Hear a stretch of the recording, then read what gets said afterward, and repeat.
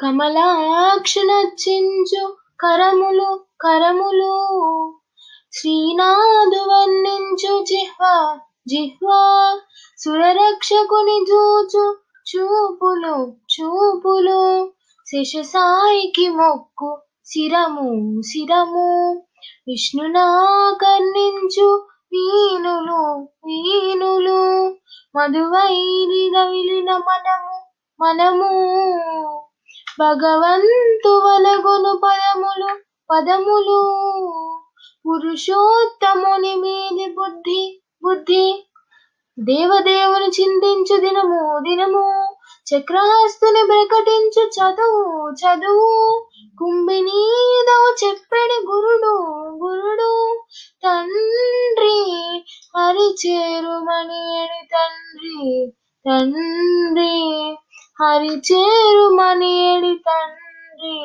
తండ్రి.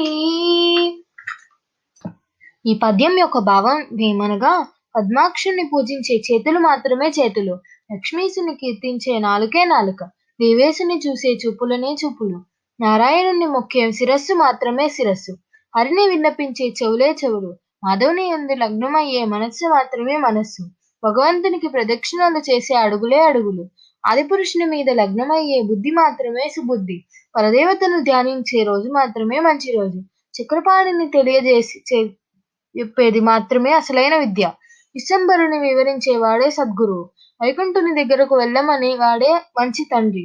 అవును, లోకైక రక్షకారుడైన విష్ణుమూర్తికి అంకితం గాని దేనికి సార్థకత లేదు. ధన్యవాదాలు.